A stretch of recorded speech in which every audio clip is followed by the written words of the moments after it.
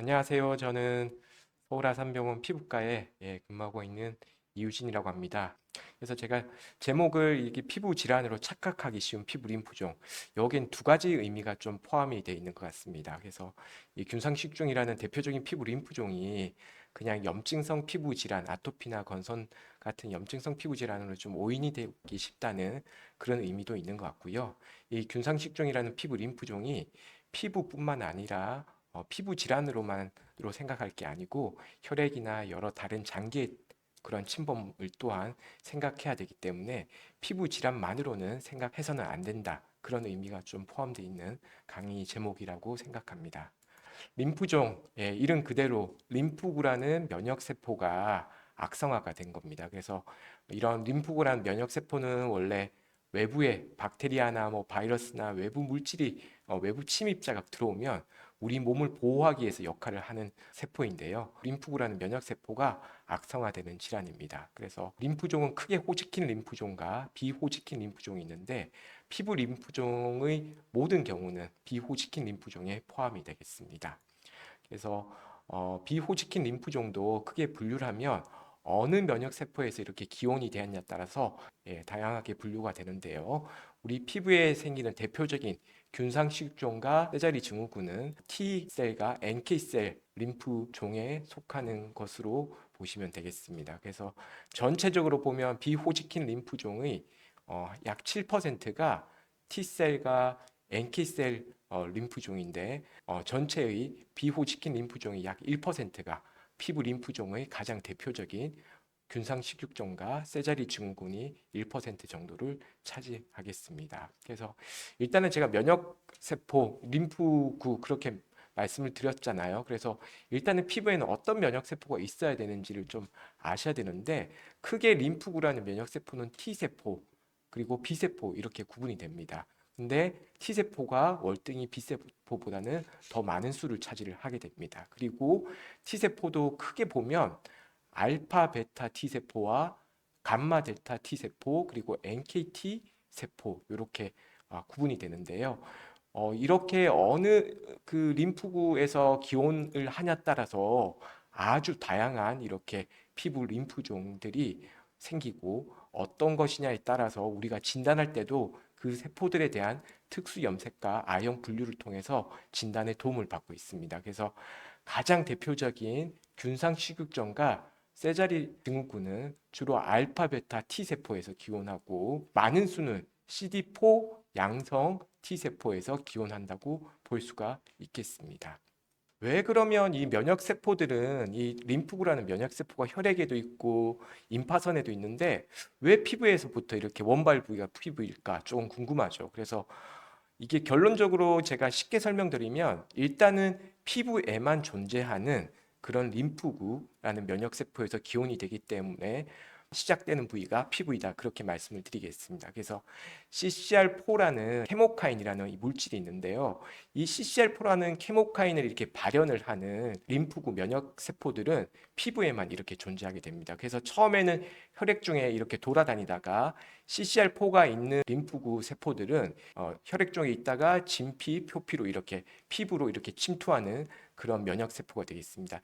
이러한 CCR4를 발현하는 그런 면역 세포에서 기원하는 것이 피부 림프종, 균상식종이 되겠습니다. 피부에 생겨서 다시 혈액이나 그러면 다른 림프절로 잘 가는 게 아닌가? 그렇지는 않습니다. 이게 CCR4를 발현하는 그런 림프구라는 면역 세포가 피부로 오면 다시 CCR7이라는 이런 면역 세포가 있어야지만 이게 혈액이나 다른 임파선으로 쉽게 이렇게 다시 이렇게 돌아가는 역할을 할 수가 있는데요. 물질이 잘 발현은 안 되기 때문에 주로는 원발 부위가 피부이고 오랜 시간 동안 피부 림프종은 피부에만 머물게 됩니다. 그래서 초기에는 병변이 피부에만 나타나고 악성 종양세포가 림프절과 혈액에는 존재하지 않는 것이 이런 CCR4라는 이런 물질 자체를 발현하는 피부에만 존재하는 림프계에서 기원되는 그런 림프종이기 때문에 원발 부위가 피부이다. 그렇게 설명을 드리겠습니다. 그래서 앞서 설명드린 것 같이 T세포 피부 림프종, B세포 피부 림프종 이렇게 구분이 되는데요. 약 70에서 80%는 T세포에서 기원하는 T세포 피부 림프종이고 나머지 20에서 30%가 B세포에서 기원하는 B세포 피부 림프종이 되겠습니다. 그래서 이 WHO라는 그 전 세계에 이렇게 림프종을 분류하는 기준이 있는데요.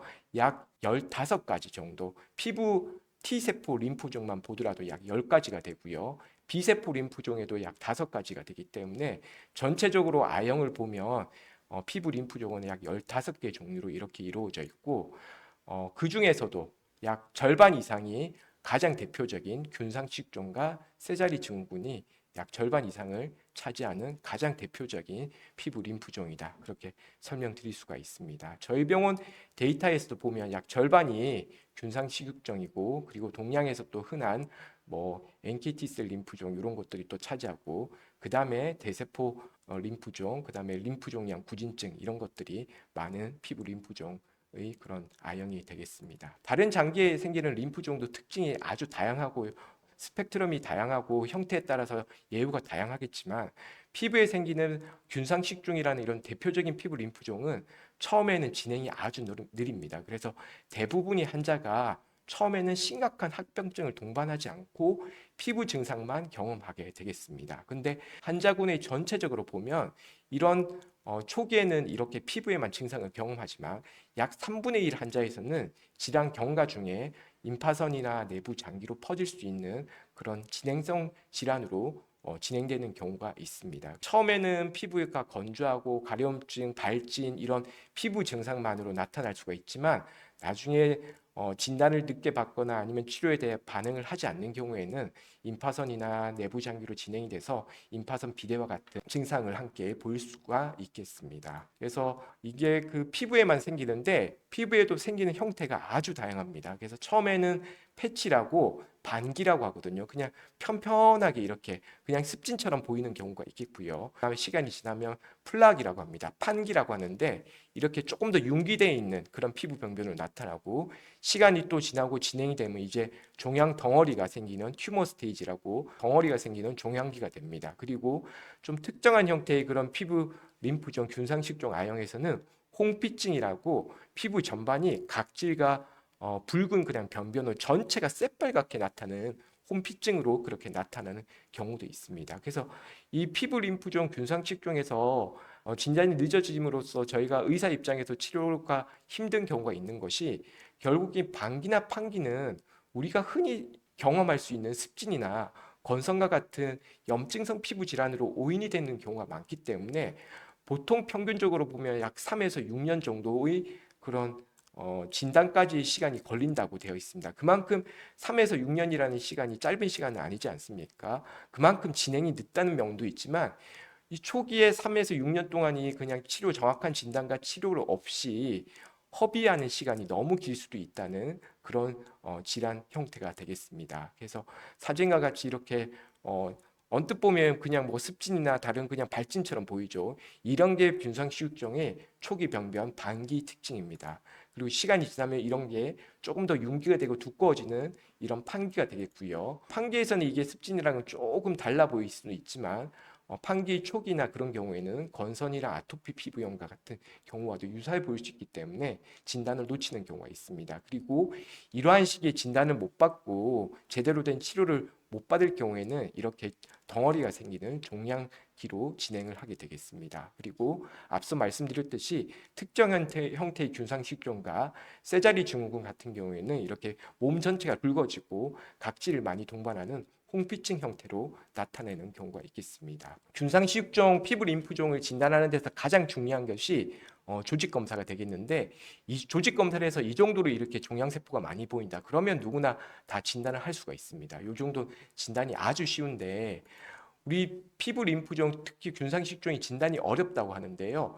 진단을 보면 일단은 조직 검사를 하죠. 그래서 조직학적 소견, 그리고 앞서 설명드렸듯이 이런 종양세포들이 면역학적으로 뭐 아까 알파 베타 T셀이라고 제가 말씀을 드렸잖아요. 이런 면역 림프구들이 I형을 분류하기 위해서 면역학 염색이라는 걸 합니다. 그래서 이런 면역학 염색에서 특징적인 소견, 그리고 T세포 수용체 단일 클론 유전자 분석을 하는데요.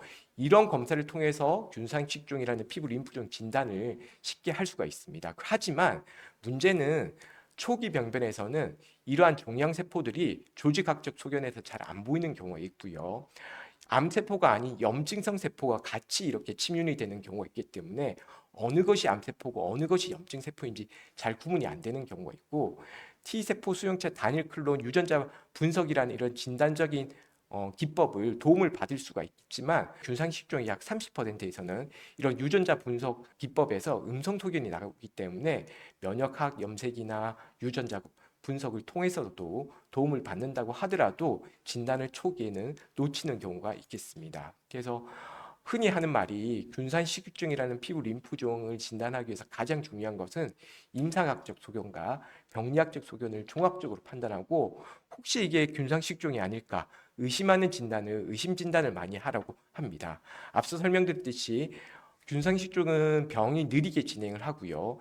피부에 나타나는 임상 양상이 아주 다양합니다. 그리고 진단에 대한 명확한 기준이 없기 때문에 임상적으로도 이렇게 어려운 점이 있고, 조직학적으로도 앞서 설명드렸듯이 초기 병변에서는 특징적인 조직 소견이 안 나타나기 때문에 초기에 진단이 어려운 경우도 종종 있습니다.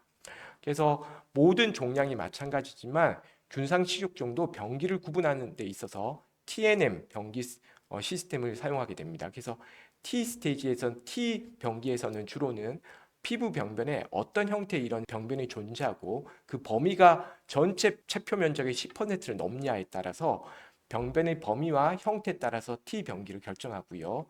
N은 임파선 병기, 임파선에 병이 있는지, 그리고 M은 임파선을 제외한 다른 장기에도 이런 질환이 있는지, 그리고 B가 들어갑니다. 이 균상식종이라는 피부 림프종에서는 B라는 게 들어가는데요. 혈액에 이런 종양세포가 침범되어 있는지에 따라서 T, N, M, B 이렇게 분류하는 시스템을 갖추고 있습니다. 그래서 많은 경우가 T1이나 T2 병기에서 진단을 받습니다. 약 70% 환자는 T1이나 T2 병기에서 진단이 되는데요. 말씀드렸듯이 T1과 T2는 그냥 반 그리고 판, 종양이 나타나지 않는 반이나 판이 구성되어 있는 그런 병기인데요. 이거를 잘 생각해 보면 70%가 반이나 판으로 나타나는 병기에서 이렇게 진단을 받는데, 반으로 판으로 나타날 때는 우리 습진이나 아토피 피부염, 건성과 같은 데서도 유사한 병변이 나타날 수가 있기 때문에 초기에서는 염증성 피부 질환과 유사해 보일 수가 있고, 이로 인해서 진단이 안 되는 경우가 많습니다. 반이나 판으로 나타날 때는 전체 병기가 전반기이고요. 거기에서 그 종양 덩어리가 나타나면 2기 후반기가 됩니다. 그리고 뚜렷하게 혈액 침범이나 임파선 침범이 있으면 저희가 4기로 분류가 되고요. 홍피증이 뚜렷할 때는 저희가 3기로 그렇게 분류를 하게 되겠습니다. 대부분의 피부 림프종은 발병부터 진단되기까지 평균 6년이 경과됩니다. 이게 결국 이 말을 의미하는 거는 임상 양상이 비특이적이기 때문에 진단이 어렵다는 의미가 되겠죠. 근데 또 바꿔서 설명드리면, 우리가 초기에 이렇게 아주 공격적인 형태로 나타나기 전이 그런 시간이 길기 때문에 이 시기에 초기에만 진단을 받을 수가 있다면 예후가 아주 좋다, 그렇게 설명을 드릴 수가 있겠습니다. 그래서 균상식종을 앓고 있는 환자의 대부분은 1기나 2기 초반대이고, 가장 이 예후 인자에서 중요한 것이 병기입니다. 근데 병기에 있어서 문제가 되는 것은 이 균상식종은 병기 초기에서는 아주 예후가 좋지만 2기 후반대나 3, 4기만 되면 평균 생존 기간이 5년 이하가 됩니다. 그래서 급격하게 후기로 넘어가면 생존 기간이 줄어드는 것이 문제인데요. 결국은 이것은 초기 진단이 중요하고, 초기에 비특이적인 임상 양상을 보일 때, 즉 염증성 피부 질환과 유사한 소견을 보일 때 감별 진단을 통해서 초기에 잘 진단을 받고 적절한 치료적인 개입을 받아야지만 예후가 좋을 수 있는 림프종이 될 수 있다, 그렇게 설명을 드리겠습니다. 그래서 보시면 1기 초반이나 1기 후반 되면 거의 10년 생존율이 뭐 90% 그렇게 되고, 뭐 예측되는 그런 평균 수명이 뭐 2, 30년은 되기 때문에 1기에서 진단을 받으면 큰 문제는 없습니다. 2기 후반 때부터 보시면 평균 수명이 5년 이하로 이렇게 떨어집니다. 그래서 균상식종은 1기나 2기 초반에만 진단이 되면 그래도 치료에 대한 반응이 좋고 예후가 좋기 때문에 우선 감별 진단을 통해서 조기에 이렇게 진단을 받고 적절한 치료적인 개입을 받는 것이 중요한 림프종이다, 그렇게 요약할 수가 있겠습니다.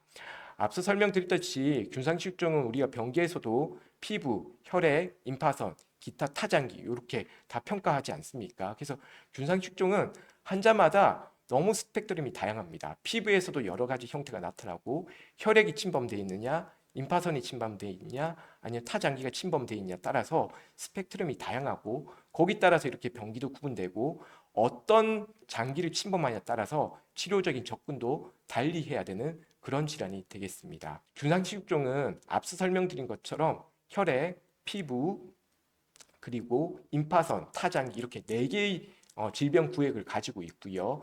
이런 질병 구획에 어디에 이렇게 질환이 침범되어 있냐에 따라서 예후가 다를 뿐만 아니라 균상식육종에 대한 약물 치료에 있어서도 어느 구획을 주로 타겟으로 하냐 그렇게 약물도 그렇게 구분되어지고 있습니다. 그래서 적절하게 균상식육종이 이렇게 진단이 됐을 경우에는 각각의 구획을 평가하고 질환이 존재하냐에 따라서 병기를 구분하고 각 환자에 맞게 이렇게 개별적으로 차별화된 치료 전략을 세우는 것이 중요하겠습니다. 그래서 보시면 피부에도 이렇게 다양한 형태의 피부 병변이 나타나고요. 임파선이나 장기, 혈액에서도 이렇게 다 질환이 생기냐 안 생기냐를 잘 평가를 해야 됩니다. 그래서 균상식종은 환자마다 각 구획마다 상이한 질환 스펙트럼을 보이고 피부와 피부의 장기에 대한 평가가 적절하게 필요하고 환자는 이러한 부위에 따른 질환 침범 정도에 따라서 맞춤형 치료가 필요하다. 그렇게 설명드릴 수 있겠습니다. 그런 면에서는 이게 피부에 처음에 원발하고 초기에는 피부에만 질환이 존재하는 형태겠지만 결국은 진행성 균상식종에서는 항암 치료를 고려할 수도 있고요. 방사능 치료도 고려할 수가 있고 그리고 이게 진단이 또 어렵기 때문에 병리과 선생님들의 도움이 필요합니다. 그래서 균상식종은 피부과뿐만 아니라 혈액종양내과, 방사선 종양학과, 병리과 이렇게 여러 과가 함께 다합제적 접근과 다합제적 치료를 시행해야 되는 그런 림프종이라고 설명드릴 수가 있겠습니다. 다시 처음으로 돌아가면 균상식종은 처음에 이렇게 패치, 편편한 형태의 습진이 아닐까 이런 조금 아주 그냥 어떻게 보면 사소하게 넘길 수 있는 그런 병변으로 나타납니다. 시간이 지나면 이렇게 피부 병변이 두꺼워지는 판기가 되는데요. 단 판기에서는 습진이나 아토피 피부염과 유사해 보일 수 있기 때문에 진단을 놓치는 경우가 많습니다. 그래서 우리가 교과서적으로 볼 때도 이렇게 균상식종의 임상적 조직학적 아형은 다양하다 이렇게 되어 있습니다. 그래서 우리가 간별 진단이라고 하죠. 균상식육종과 간별을 해야 되는 질환에는 이렇게 많은 질환들이 있습니다. 그래서 타 염증성 피부 질환과 유사한 형태의 그런 균상식육종이 있기 때문에 간별 진단도 많고 진단의 어려움을 받고 있습니다. 그래서 보시면 균상식종의 임상적으로 유사해 보일 수 있는 유사 질환, 건선, 아토피 피부염, 백반증, 고정약진, 접촉 피부염, 지루성 피부염, 여드름, 고리 유가점, 원심성 홍반 이렇게 여러 가지의 그런 많은 피부 질환들이 염증성 피부 질환들이 균상식종으로 임상적으로 유사해 보일 수 있기 때문에 이렇게 리스트에 포함되어 있습니다. 그래서 균상식종은 염증성 피부 질환과 유사해 보일 수 있으므로 이들과 간별 진단이 필요하고 이런 면에서 진단이 참 어려운 점들이 많습니다. 임상적으로는 특히나 아토피 피부염이나 건선 등과 같은 염증성 질환과 유사해 보일 수 있고 이로 인해서 초기에 오진이 되어 초기에 진단이 어려운 경우도 많습니다. 그리고 조직 검사에서도 초기에서는 염증성 피부 질환과 반드시 잘 구분되는 것은 아니기 때문에 우리가 균상식종을 잘 진단하기 위해서는 의사들끼리도 하는 이야기는 염증성 질환이 잘 호전이 안 되는 경우 임상적으로 이게 균상식종이 아닐까 의심을 해야 되고 한 번이 아니고 여러 번의 그런 조직 검사를 통해서 균상식종의 진단의 가능성을 항상 염두에 두는 것이 중요하다. 그렇게 이야기하고 있습니다. 그래서 균상식종은 그 아형도 여러 가지가 있습니다. 여러 가지가 있고 다른 피부 림프종과도 감별을 해야 됩니다. 균상식종과 동일한 그런 조직학적 소견을 보인다 하더라도 다른 피부 림프종과 조직학적 소견이 동일할 수가 있고요. 균상식종의 아형이 다양하다는 것은 그만큼 임상적인 형태가 다양하다는 건데 임상 형태가 다양하다는 것은 다른 염증성 피부 질환과 감별을 하는 데 있어서 여러 가지 어려움이 있을 수 있다는 그런 의미가 되겠습니다. 어떻게 하면 조직학적으로 좀 더 쉽게 감별을 할 수 있을까? 그런 감별할 수 있는 그런 진단 도구나 진단 마커가 있으면 좋겠다. 이 이야기가 많이 나왔습니다. 그래서 저희 기관에서 최근에 이런 균상식종과 염증성 피부 질환, 아토피 피부염이나 건선과 감별할 수 있는 마커에 대한 이런 연구를 한 것도 결국은 그동안 초기에 아토피 피부염이나 건선과 이렇게 구분이 되어지기가 힘들고 조직 검사를 하더라도 진단을 놓치는 경우가 많기 때문에 이런 진단적인 조직 검사적인 과정을 거칠 때 진단적인 마커, 특정 물질이 발현될 때 균상식종이라고 할 수 있다. 그런 마커가 있으면 좋겠다. 그런 여러 가지 그동안 필요성이 있었기 때문에 이러한 연구까지 저희가 진행을 한 상태입니다. 건선 형태의 그런 균상식육종은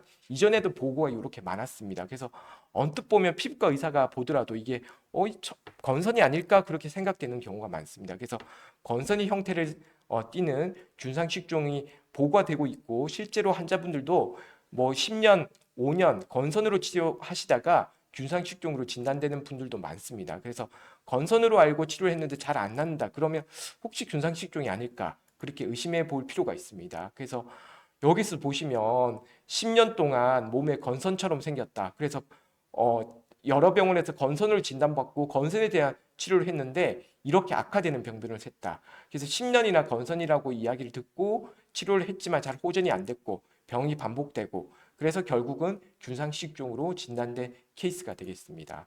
그래서 이전에 또 다른 보고가 있는데 최근에 건선에는 여러 생물학적 제제와 신약 주사제 등이 많습니다. 그래서 건선에 대해서는 이제 피부과 의사들끼리 하는 말이 건선은 이제 정복된 질환이 아닐까 그런 이야기가 나옵니다. 근데 건선에 대한 그런 좋은 약제들이 많은데 건선으로 오진되어서 잘못된 치료제를 적용해서 결국은 균상식적으로 진단된 그런 여러 가지 연구가 있습니다. 그래서 건선으로 알고 생물학 제제를 투여하고 결국은 균상식적으로 진단이 되었는데 건선이라면 이런 생물학적 제제에 대해서 신약에 대해서 반응이 좋아야 되겠죠. 근데 이게 치료에 대한 반응이 안 좋네. 그러면 균상식종이 아닐까.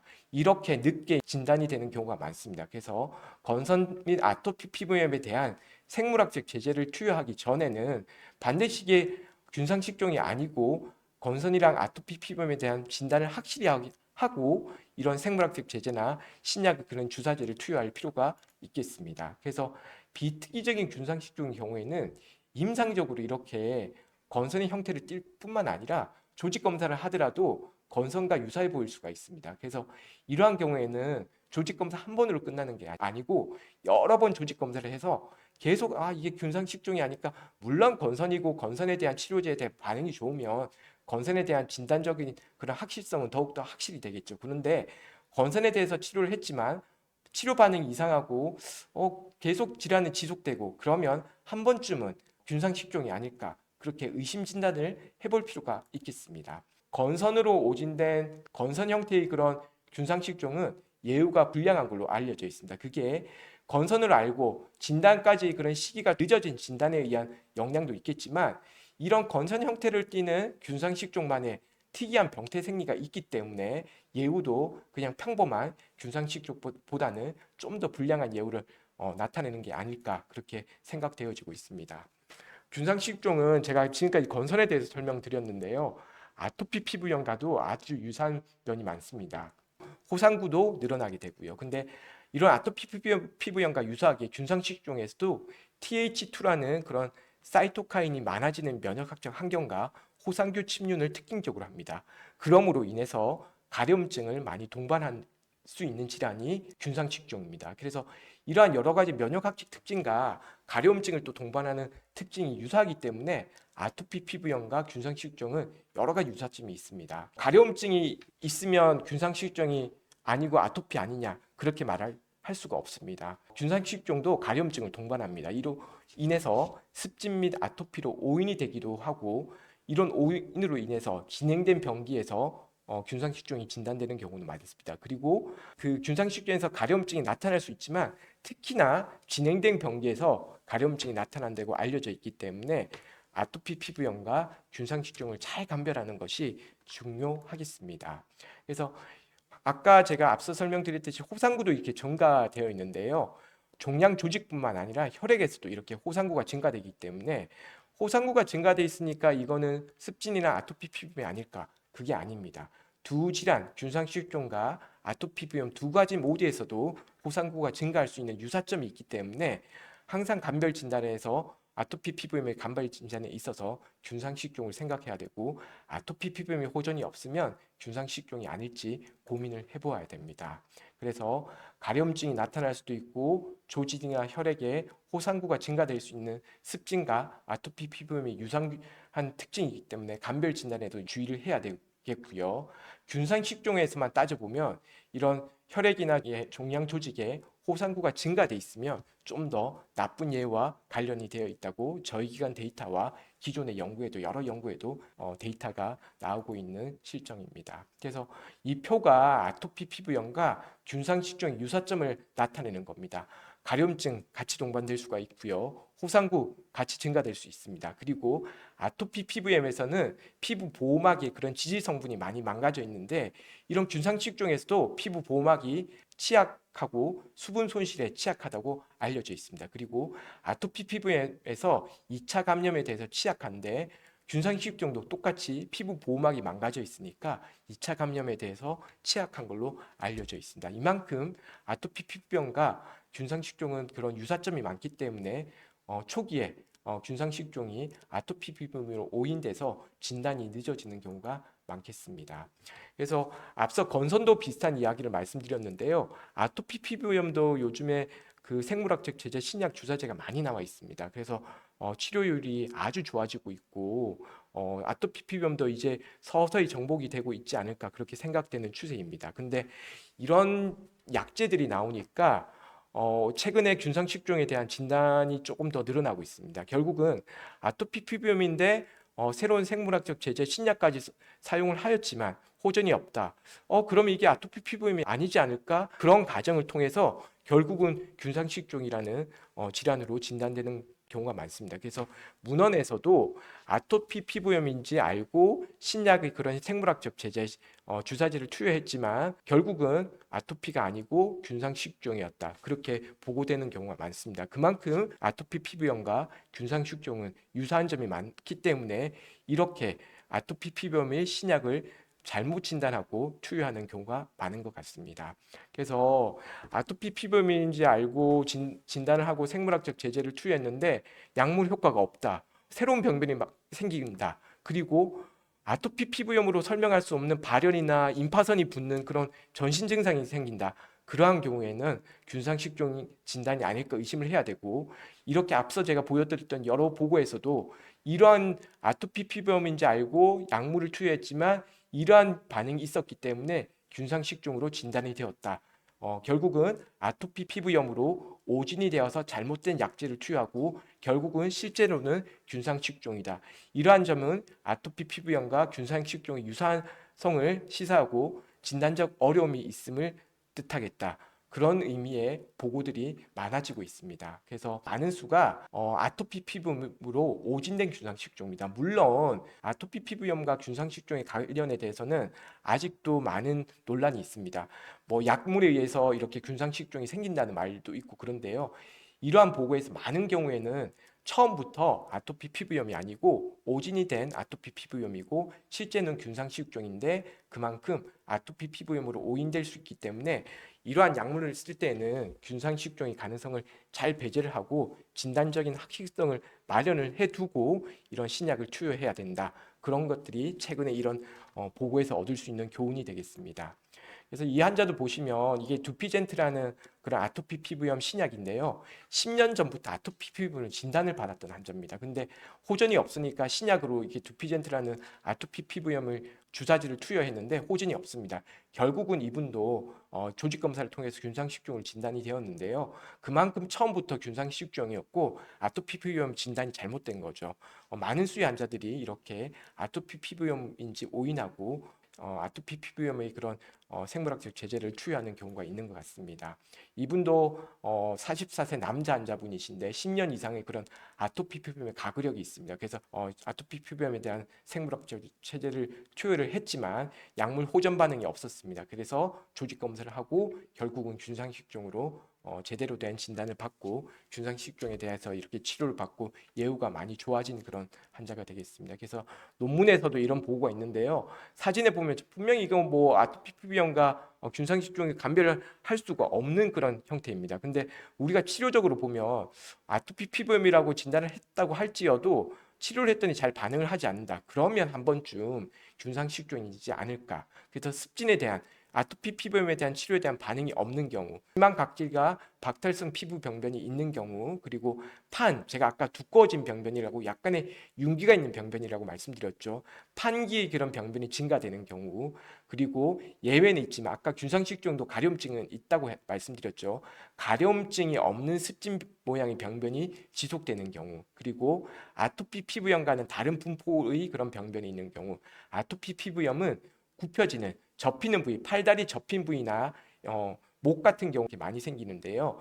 팔다리 굽혀지는 부위, 접히는 부위가 아니고 몸통 위주의 그런 병변이 있을 경우에는 이게 습진이나 아토피 피부염이 아니고 피부 림프종, 균상식종이 아닐까 의심을 한번 가져보는 것이 중요하겠습니다. 그래서 이것도 균상식종인데요. 언뜻 보면 아토피 피부염과 구분이 안 됩니다. 근데 치료를 했더니 반응이 없고 이러한 게 있다. 그러면 균상식종. 균상식종이 정말 형태가 다양한데요. 이렇게 발무좀처럼 나타나는 경우도 있습니다. 그래서 습진으로 알고 치료했는데 잘 호전이 없다. 그러면 균상식종이 아닐까 좀 의심을 해봐야 됩니다. 이 경우에도 제가 논문에 있는 사진을 보여드리는 건데요.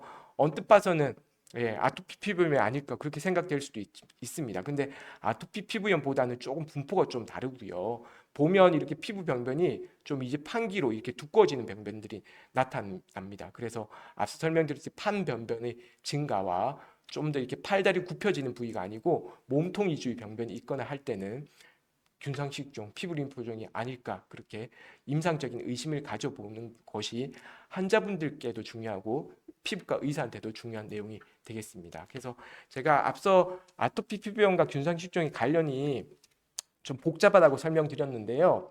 아토피 피부염 환자에서 지금 통계적으로 보면 피부 림프종 발생의 위험도가 증가된다고 알려져 있습니다. 그래서 여러 가지 이유가 있는데요. 정말 처음부터 아토피 피부염이었지만 아토피 피부염에 대한 치료 약물의 영향일 수도 있고요.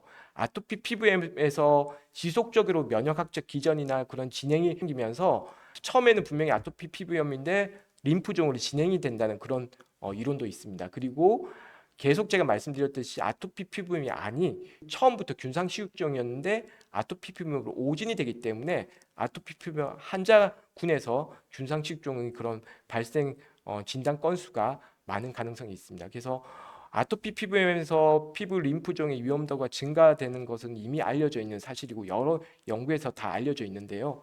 이유는 아토피 피부염 진단은 분명히 아토피 피부염인데 아토피 피부염이 약물 치료의 그런 영향이 있을 수도 있고요.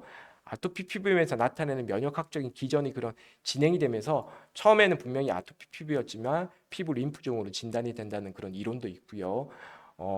말씀드렸듯이 균상식종의 오진으로 인해서 아토피 피부염으로 잘못된 진단명을 가지고 있었던 분들로 인해서 아토피 피부염 환자군에서 림프종의 위험도가 높아지는 그런 세 가지의 이유가 여러 보고에서 이야기되어지고 있습니다. 그리고 또 다른 보고에서는 아토피 피부염의 중증도를 구분을 하거든요. 그래서 중증의 아토피 피부염에서 좀 더 피부 림프종 발생이 많은 걸로 알려져 있습니다. 그러면 중증도와 무슨 관련이 있느냐?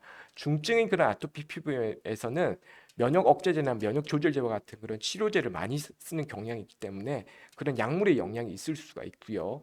앞서 설명드렸듯이 아토피 피부염의 그런 면역학적 기전이 결국 진행이 되면 림프종이 생길 수 있다. 그런 이론이 있는데요. 중증의 그런 아토피 피부염에는 그만큼 면역학적 기전이 좀 더 이렇게 심한 형태의 면역학적 기전이 형성돼 있고 환경이 형성돼 있기 때문에 그런 중증의 그런 심한 형태의 면역학적 기전 때문에 2차적으로 림프종이 생기지 않냐 그렇게 또 이야기되어지고 있습니다. 그래서 중증도의 아토피 피부염에서는 림프종, 균상식종의 한 번쯤은 의심을 해봐야 될 것 같습니다. 그래서 중증 아토피 피부염에서는 균상식종 피부 림프종의 가능성을 배제하는 것이 중요하겠고요.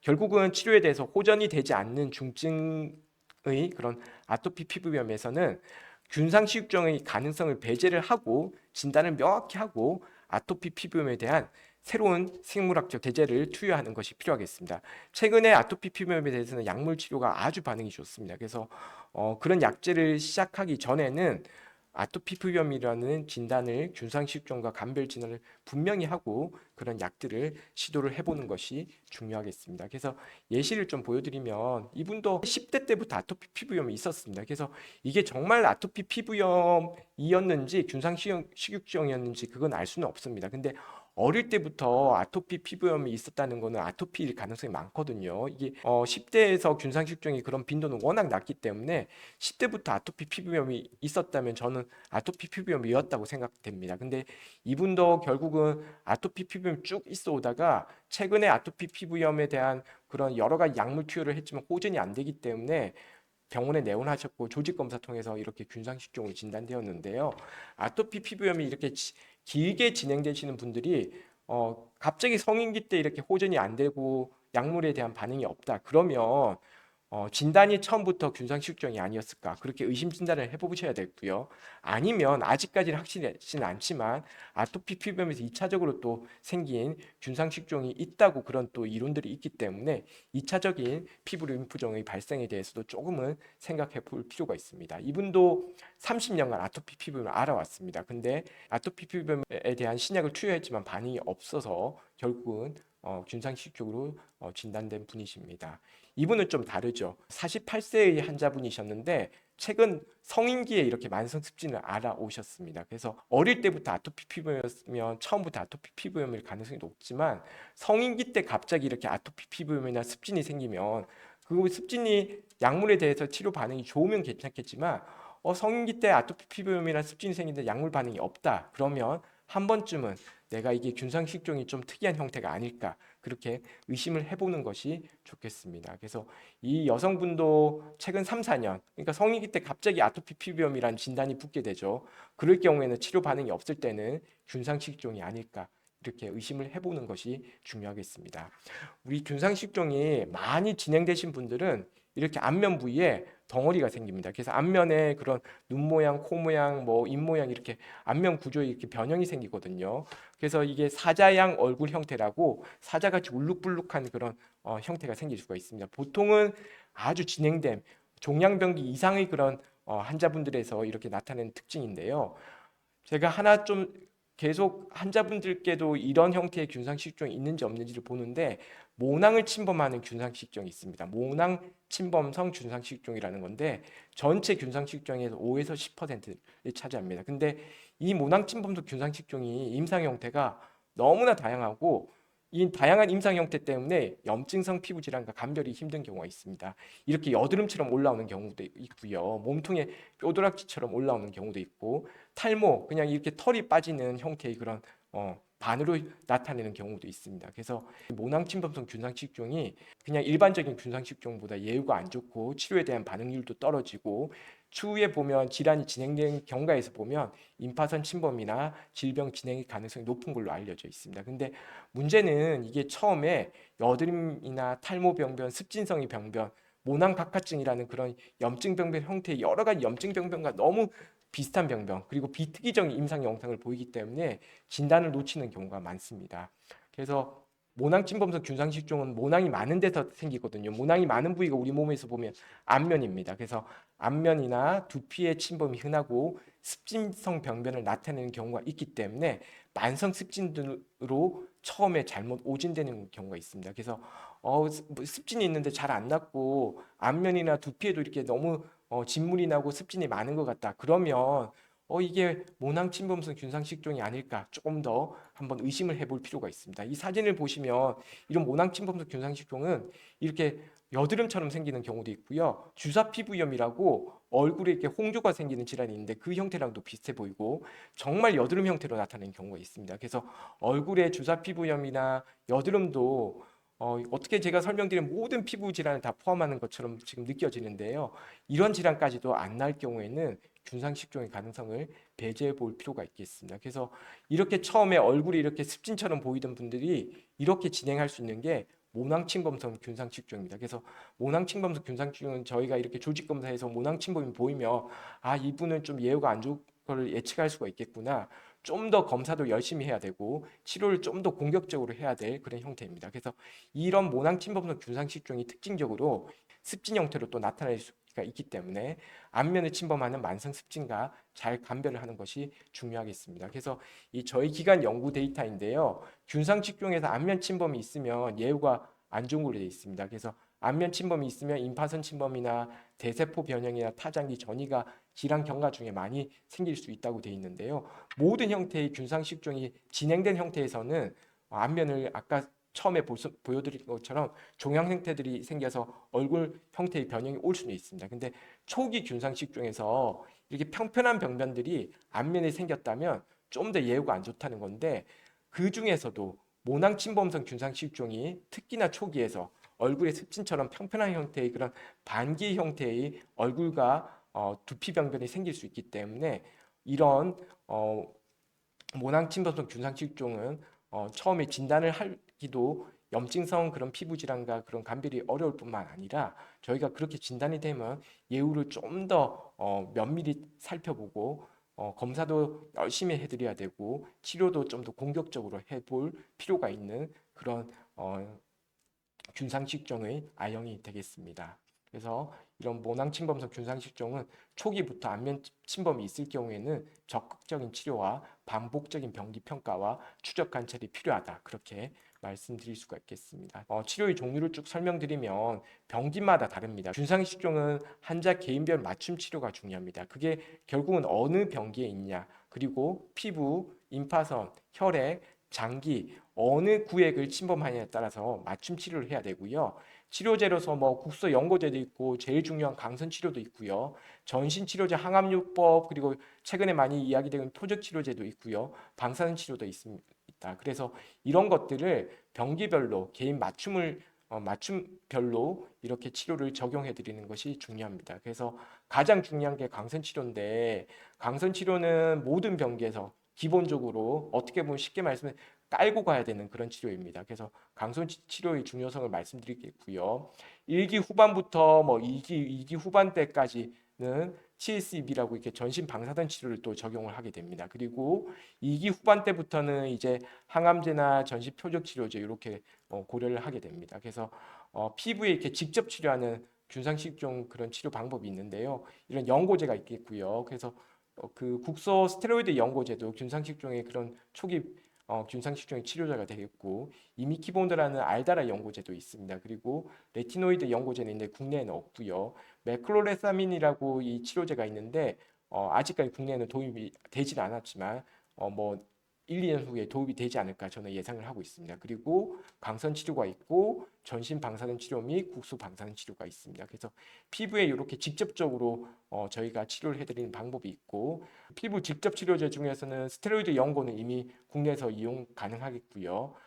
레티노이드 연고제는 국내에서 아직 이용이 불가능하고 나이트로젠 머스타드라고 아까 메클로레사민이라고 제가 설명드렸는데 요 약제가 최근 뭐 1, 2년 후에 도입되지 않을까 저는 예측을 하고 있고 이미키모드라는 그런 연고제도 지금 처방을 하고 환자분들도 이용을 하고 있겠고 가장 중요한 강선 치료와 그리고 조금 진행된 피부 병변에 적용하는 방사선 치료는 잘 이용이 되고 있는 치료제입니다. 직접적으로 하는 직접 요법에 대해서만 간략히 설명을 드렸습니다. 오늘 제 강의 주제는 어떻게 하면 우리가 염증성 피부 질환과 오인을 하지 않고 균상식종을 잘 진단할 것인가, 그리고 환자분들께서도 이렇게 염증성 피부 질환이 있을 때 내가 혹시 균상식종이 아닐까 그렇게 조금 더 생각해 보시는 그런 교육적인 그런 내용을 전달드리기 위한 것이 오늘 강의의 주된 목표입니다. 그래서 치료에 대해서는 좀 알고 싶으시면 다른 강의를 좀 참고해 보셔도 될 것 같습니다. 경청해 주셔서 감사합니다.